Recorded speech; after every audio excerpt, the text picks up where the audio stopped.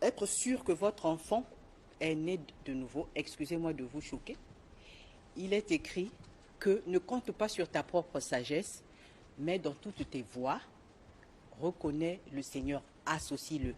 C'est ainsi que tu réussiras. Et comment associer le Seigneur si on ne l'a pas encore reçu? Donc à tous ceux qui l'ont reçu, il leur a donné le pouvoir de devenir enfants de Dieu. Ne soyez pas seulement enfants de vos parents, soyez aussi enfants de Dieu avant de quitter le pays et de partir. Donc les parents doivent être sûrs que leur enfant connaît le Seigneur. Parce que là-bas, il sera seul. Les parents ne seront pas là. L'enfant sera seul, mais avec Dieu. D'accord. Maintenant, en dehors de la préparation spirituelle, bon, disons, j'aimerais ajouter quelque chose. Il faut faire aussi la cartographie spirituelle du pays où se rend l'enfant. Bon, je ne vais pas parler de la cartographie spirituelle faute de temps. Peut-être vous pourrez faire des recherches et savoir ce que ça veut dire. Ah, c'est bien. Donc, le deuxième point, c'est la préparation financière.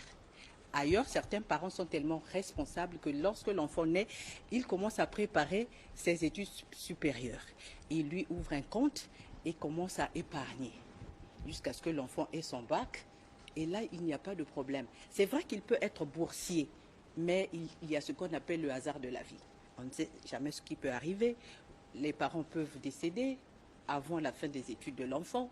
La bourse n'est pas toujours régulière. Elle ne passe pas en temps et en heure, et l'enfant peut se retrouver en difficulté, surtout s'il n'est pas débrouillard.